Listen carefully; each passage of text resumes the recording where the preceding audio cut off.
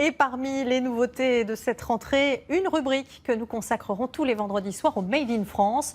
Comme il paraît que le froid arrive, nous vous proposons ce soir en premier numéro le portrait de la société Pyrenex, une histoire de plumes et de duvet que nous racontent Laurent Delsol et William Villemain. Elle s'envole jusqu'au Japon. C'est l'histoire d'une plume française qui s'exporte dans le monde entier. Cette machine les sélectionne selon leur taille pour en extraire la plus fine, la plus légère, la plus chaude, la plus chère, le duvet. Édouard Crabos dirige cette entreprise familiale. Il est l'arrière-petit-fils du fondateur. Depuis plus de 150 ans, ce fabricant vit au cœur des Landes, entouré par les élevages d'oies et de canards en liberté. Le fait que l'oie et le canard développent un plumage à l'air libre renforce la qualité de la plume et développe le pouvoir gonflant de son duvet. Et la fraîcheur de la matière première conditionne la qualité du duvet. Ne pas délocaliser pour conserver la qualité tout en gardant des prix attractifs.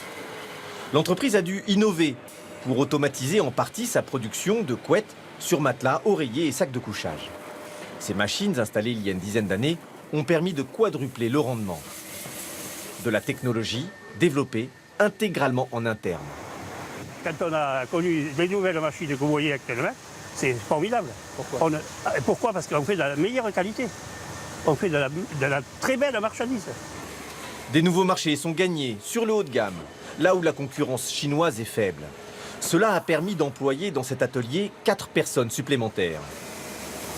15 autres postes ont été créés dans le département de la doudoune. Investir dans ces 150 employés, c'est l'autre secret de cette entreprise.